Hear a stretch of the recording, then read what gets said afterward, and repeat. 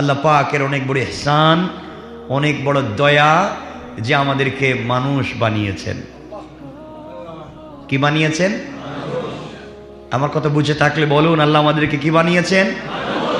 মানুষ বানিয়েছেন এবং আমাদেরকে সৃষ্টি করেছেন বাবা হযরতে আদম আলাইহিস সালামের পর থেকে এ পর্যন্ত জান্নাত থেকে আজ অবধি এই পৃথিবীতে রব আমাদেরকে প্রতিপালন করছেন মানুষ হিসাবে।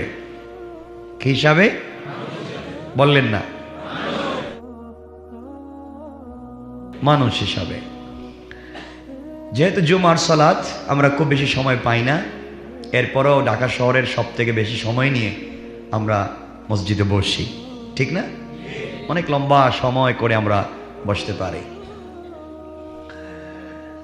আল্লাহ পাক রব্বুল ইজ্জত ওয়াল জালাল আমাদেরকে মানুষ বানিয়েছেন। কি বানিয়েছেন? সকলে বললেন না? আবার বলি, সন্দেহ নাই তো? আমার সন্দেহ নাই। আপনাদের আছে? মানুষ বানিয়েছেন। আজকে ইচ্ছা থাকবার পরেও এ বিষয়ে কথা বলতে হচ্ছে, ভিন্ন ইচ্ছা থাকবার পরে এ বিষয়ে কথা বলতে হচ্ছে। আল্লাহ তাআলা এই পৃথিবীতে আদম আলা নবিয়্যিনা আলাইহিস সালাতু ওয়াস সালামকে পৃথিবীতে প্রেরণ করবার আগে তাকে সৃষ্টি করেছিলেন জান্নাতে। কোথায়? আপনাদের কারো কাছে কি এমন কোন ইতিহাস সংরক্ষিত আছে আপনাদের জানা মতে যে আদম ইসলামের আগে, আদমকে সৃষ্টি করবার আগে, আদমকে পরিবর্তন করে বিবর্তন করে পর্যায়ক্রমে আল্লাহ তাআলা মানুষ বানিয়েছেন, এই ধরনের কোন ইতিহাস আপনারা জানেন? বললেন না। সকল বিষয় মিলে আপনাদের কন্ডিশন, আপনাদের কোয়ালিটি, আপনাদের এডুকেশন, ওইটা আমার জানা।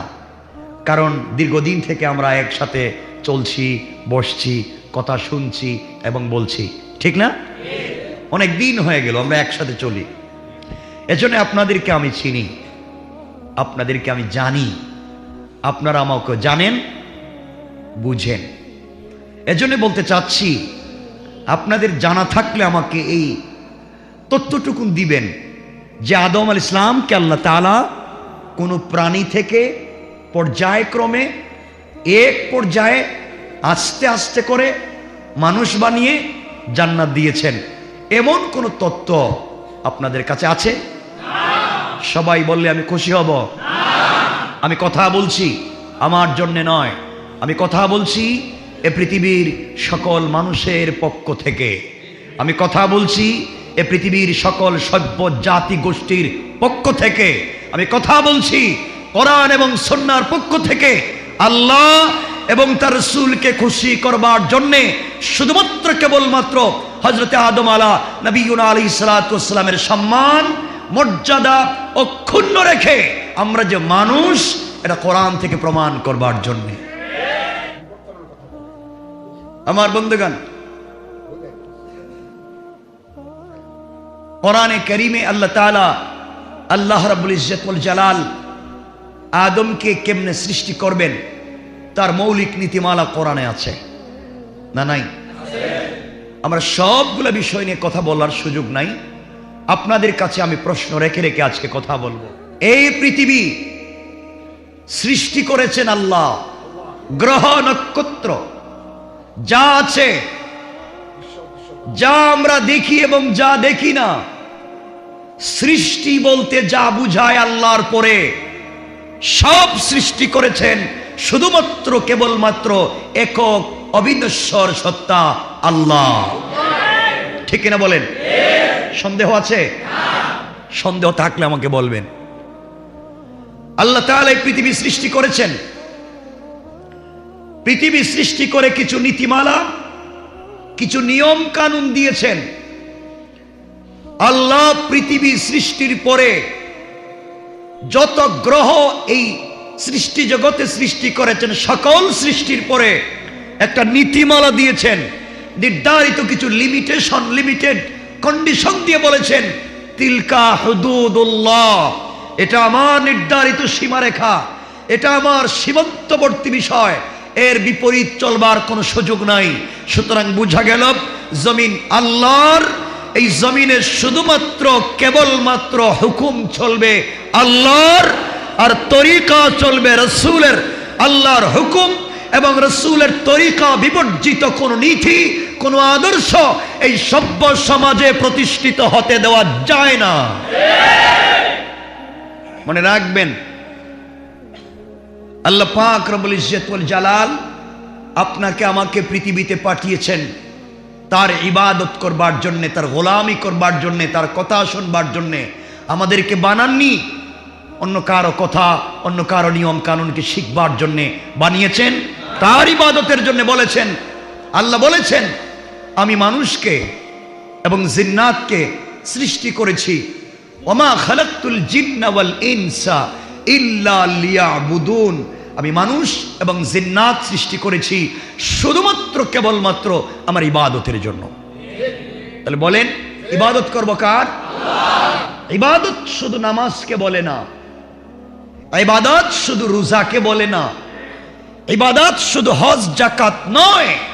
আমাদের প্রত্যেকটা পা ফেলা ইবাদত, আমাদের প্রত্যেকটা অক্সিজেন ইবাদত, আমাদের চুকের পাতা নড়াচড়া করা ইবাদত, আমাদের হাত পা নড়াচড়া করা ইবাদত, আমাদের আমরা ওয়াশরুমে যাব ইবাদত। আল্লাহ বুঝাতে চাচ্ছেন, তোমার অক্সিজেন থাকাকালীন সময়ে, তুমি জীবিত থাকাকালীন সময়ে যা করবে সব যদি আমার হুকুম মতে করো, আমার রাসূলের তরিকা অনুযায়ী করো, তোমার সকল উঠা বসা, চলাফেরা, তুতু নিক্ষেপ করা, ঘুমিয়ে যাওয়া, ঘুম থেকে ওঠা এবং তুমি জাগ্রত থাকা, সবকিছু হবে ইবাদত। সবকিছু হবে। বুঝতে পেরেছেন? সন্দেহ নাই তো? নাই। আমরা কথাকে এক জায়গা থেকে শুরু করি, তখন পরবর্তী কথা বুঝবেন। তাহলে আল্লাহ তাআলা এই পৃথিবীতে আদমকে দিবার আগে কোথায় সৃষ্টি করেছেন? বললেন না? সবাই বলেন। কারো মধ্যে সন্দেহ আছে? কারো মধ্যে? আল্লাহ কোরআনে কি বলছেন দেখেন। আমার মুসলমান বন্ধুগণ, গভীর মনোযোগ। আমার আল্লাহ কোরআনে কারীমের 1 নম্বর পারা 2 নম্বর সূরা, সূরার বাকারা, সূরাল বাকারার শুরুর দিকে বললেন, وَإِذْ قَالَ رَبُّكَ لِلْمَلَائِكَةِ إِنِّي جَاعِلٌ فِي الْأَرْضِ خَلِيفَةً। আল্লাহ রাব্বুল ইজ্জত ওয়াল জালাল বললেন, দুনিয়াবাসী, ও সৃষ্টিবাসী, ও ফেরেশতারা, আমি আল্লাহ রাব্বুল ইজ্জত ওয়াল জালাল দুনিয়ার জমিনে আদম বানাতে চাই, দুনিয়ার জমিনে খলিফা বানাতে চাই, দুনিয়ার জমিনে প্রতিনিধি বানাতে চাই। ইদ ক্বালা রাব্বুকা লিল মালাইকা ইন্নী জাইলুন ফিল আরদি খলিফা। আমি আল্লাহ দুনিয়ার জমিনে প্রতিনিধি বানাতে চাই। ফেরেশতাদের কাছে আল্লাহ প্রশ্ন রাখলেন, ও ফেরেশতারা, আমি আল্লাহ দুনিয়ার জমিনে প্রতিনিধি বানাতে চাই, খলিফা বানাতে চাই। কি বানাতে চাই? সবাই বলেন। তাহলে বোঝা গেল এর আগে খলিফা হয়নি, হচ্ছে। আল্লাহ বানাতে চাচ্ছেন। ফেরেশতারা আল্লাহর কাছে বলেন, আল্লাহ তাআলা, আতাজালু ফিহা মান ইউফসিদু ফিহা ওয়া ইয়াসফিকু দিমা। আল্লাহ তাআলা বলছেন, আল্লাহ তাআলাকে ফেরেশতারা বলছে, আল্লাহ তাআলা, আপনি কি এমন জাতি বানাতে চান? আপনি কি এমন জাতি খলিফা বানাতে চান? আপনি কি এমন জাতিকে প্রতিনিধি বানাতে চান যারা দুনিয়ার জমিনে ফিতনা করবে, রক্তক্ষয়ী সংঘর্ষ করবে, ফিতনা করবে, ফাসাদ করবে, ওয়াসফিকুদ দিমা, দুনিয়াটাকে রক্ত দিয়ে ভরে ফেলবে? আল্লাহ তাআলা, আপনি কি এমন জাতিকে খলিফা বানাতে চান? কথা বুঝবেন। আল্লাহ বলেন প্রতিনিধি বানাতে চাই। ফেরেশতারা আল্লাহর কাছে বলছে, আল্লাহ তাআলা, আপনি কি এমন জাতি বানাতে চান যারা ফিতনা করবে, মারামারি করবে, রক্তক্ষয় করবে? ফেরেশতারা এই কথা বলে আবার বলতে লাগলেন, ওয়া নাহনু নুসাব্বিহু বিহামদিকা ওয়া নুকদ্দিসু লাক। আয় আল্লাহ তাআলা, এর বিপরীতে আপনি আমাদেরকে কেন প্রতিনিধি বানান না? আমাদেরকে কেন সৃষ্টির শ্রেষ্ঠ বানান না? আমাদেরকে কেন আশরাফুল মাখলুকাত বানান না? ব্যাপার কি? আল্লাহ রব্বুল ইজ্জত ওয়াল জালালের কাছে ফেরেশতারা বলছে, আল্লাহ আমরা 24টা ঘন্টা তোমার ইবাদত করি, তোমার তাসবিহ পড়ি, তোমার জিকির করি। তুমি বলেছো রুকুতে পড়ে থাকো, 1000 বৎসর থেকে রুকুতে পড়ে আছি। তুমি বলেছো বাইতুল মামুর তওয়াফ করো, লাখ বৎসর থেকে তওয়াফ করি। তুমি যা বলেছো চুল পরিমাণ কথা নাড়াই না। এরপরে আমাদেরকে তুমি বানাতে চাও না কেন? আমাদেরকে প্রতিনিধি না বানিয়ে এমন জাতি গোষ্ঠীকে তুমি বানাতে চাও আল্লাহ তাআলা, যারা ফিতনা করবে, ফাসাদ করবে। আমার আল্লাহ জবাব দিলেন, ক্বালা ইন্নী আ'লামু মা লা তা'লামুন।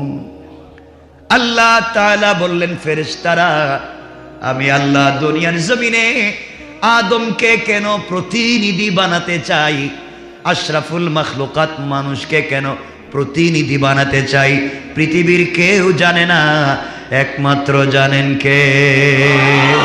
আরো জোরে বলা লাগবে কে? আপনাদেরকে আপনাদের বাপ পরিচয় করিয়ে দিব আজকে। ফেরেশতারা আল্লাহ জবাব হয়ে গেলেন, আল্লাহ বানাবেনি। আল্লাহ রব্বুল ইজ্জত ওয়াল জালাল বুঝাতে চাইলেন, ফেরেশতারা আমি আল্লাহ দুনিয়ার জমিনে আদম বানাতে চাই। সম্মান এবং ইজ্জত যেটা আমি দিব এটা তাকওয়ার ভিত্তিতে দিব। আল্লাহ বললেন, ইন্না আকরামাকুম ইনদাল্লাহি আতকাকুম। আমার কাছে সেই আদম বেশি সম্মানিত হবে যার তাকওয়া পরহেজগারি বেশি হবে। ফেরেশতারা জানতে চাইলো, আল্লাহ তাহলে কেমনে বানাবেন? সবাইকে কি একইভাবে বানাবেন? আল্লাহ বললেন, না, শুউবান ওয়া কাবাইলা লিতাআরাফুহা। আমি বিভিন্ন জাতিতে, বিভিন্ন গোষ্ঠীতে আমি আল্লাহ তৈরি করব। শুউবান ওয়া কাবাইলা লিতাআরাফুহা, যেন তারা একে অপরকে চিনতে পারে আর বুঝতে পারে। এই বিভিন্ন আকার, বিভিন্ন ভাবে আমার আল্লাহ মানুষ সৃষ্টি করলেন, বিভিন্ন আকৃতি দিয়া।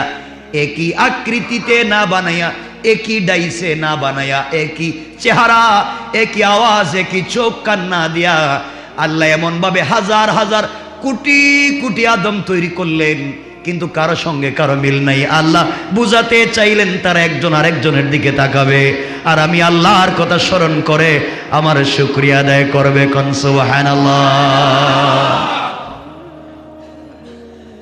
আমার বন্ধুগণ, ফেরেশতাদেরকে বললেন, ফেরেশতারা আদম তৈরি করতে চাই। কি? সবাই বলেন, আদম আমাদের কি হবেন? বাপ হবেন। কি হবেন? সন্দেহ হইতেছে মনে হয় আজকে। আদম যে বাপ হইবেন সন্দেহ হইতেছে আমাদের। আচ্ছা দেখেন না, আদমকে বানাবেন। ফেরেশতাদেরকে বলেন, ফেরেশতারা খলিফা বানাতে চাই, আদম বানাতে চাই। ফেরেশতারা বলছে, আল্লাহ তাআলা কি করব? আল্লাহ বলছেন, যাও মাটির উপরিভাগ থেকে কিছু মাটি একত্রিত করো, শক্ত মাটি। কি মাটি? এই কথা আমার আল্লাহ কোরআনে কারীমের 14 নম্বর পারা, কোরআনে কারীমের এই জায়গায় আমি যেটা বলতে চাই, 14 নম্বর পারা 15 নম্বর সূরা, সূরা হিজরের 26 নম্বর আয়াত থেকে আমার আল্লাহ রব্বুল ইজ্জত ওয়াল জালাল বললেন, আমার আল্লাহ বলতে লাগলেন, ওয়ালাকাদ খালাকানাল ইনসানা মিন সালসালিম মিন হামাইম মাসমুম। আল্লাহ রাব্বুল ইজ্জত ওয়াল জালাল বলেন, ওয়ালাকাদ খালাকনাল ইনসানা মিন সালসালিম মিন হামাইম মাসনুন। আল্লাহ রাব্বুল ইজ্জত ওয়াল জালাল বলতে লাগলেন, আমি আল্লাহ আমি আল্লাহ এই দুনিয়ার জমিনে আদম বানাতে চাই। 26 নম্বর আয়াতে আল্লাহ বললেন, আমি মানুষকে পচা কর্দম থেকে শুষ্ক টনটনে মাটি দ্বারা সৃষ্টি করতে চাই। কি দিয়া? কথা বুঝেন? আল্লাহ বলছেন পচা মাটি, তা নরম না, পচা মাটি টনটনে শক্ত। পচা দুর্গন্ধযুক্ত মাটি টনটনে যখন শক্ত, তাহলে শক্ত টনটনে রোদ নিচে পড়ে না উপরে? জমিনের নিচে না জমিনের উপরে? কথা বলেন। আল্লাহ বলছেন মাটির উপরই বাঘ, তাহলে ঠনঠনে ঠিক আছে তো? না ভিতর থেকে না উপর থেকে?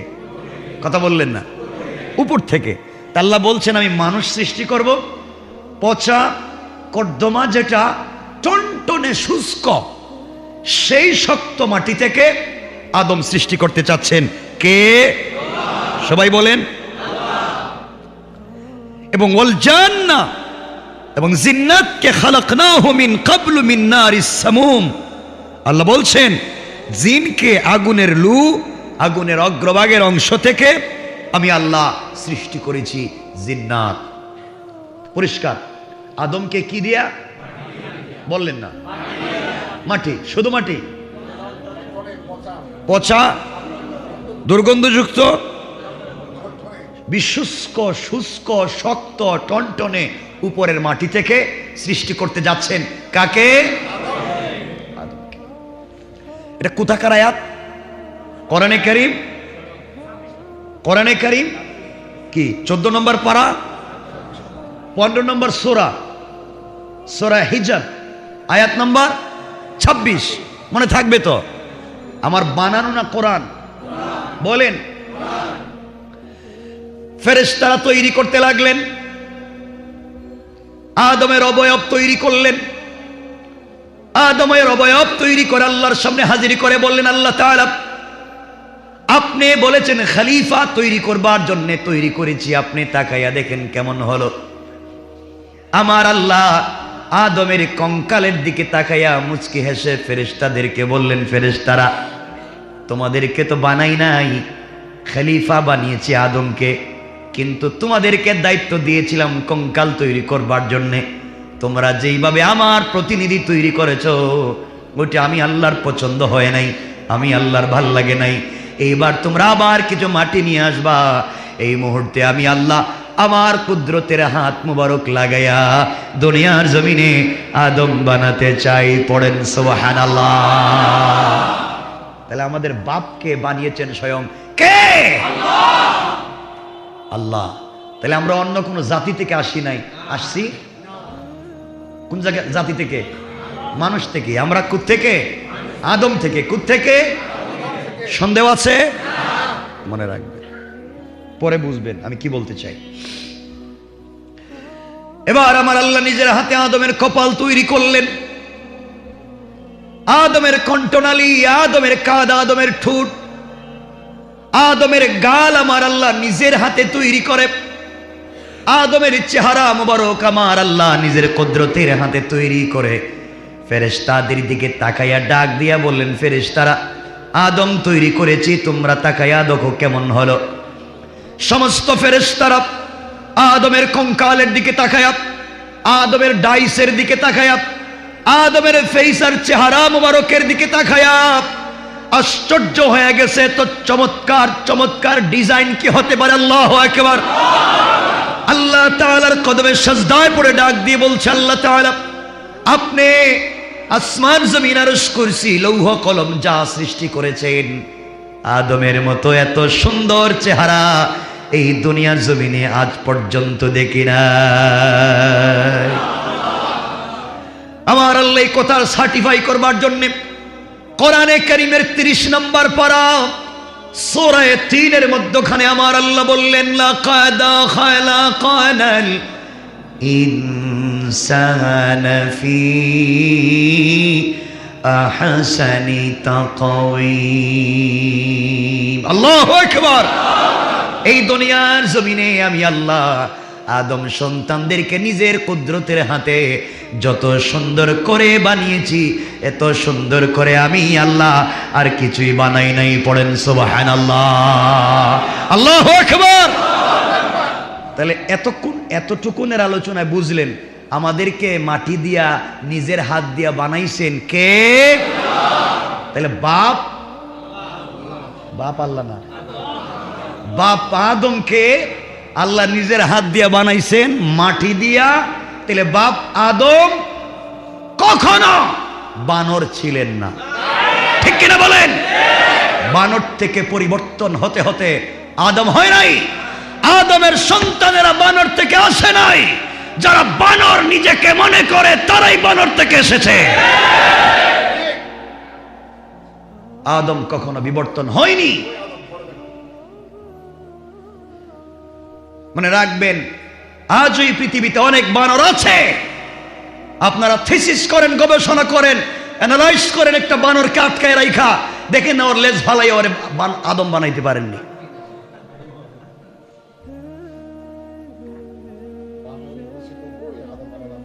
কথাগুলো শুনবেন, তাহলে বুঝা গেল আদমকে বানিয়েছেন কে? কার হাত দিয়া? কি দিয়া? সন্দেহ আছে? সন্দেহ নাই। সুতরাং মানুষ সৃষ্টি হয়েছে আদম থেকে। এই কথা যদি কারো সন্দেহ থাকে, পৃথিবীর কোন মুফতি, চার মযহবের চার তরিকার কোন ইমাম ফতোয়া দিবে না যে মানুষকে যদি আদম থেকে সৃষ্টি বিশ্বাস না করা হয় ঈমান থাকবে না, ঈমান থাকবে না, ঈমান থাকবে না। ইসলামিক ওয়াজ বাংলা।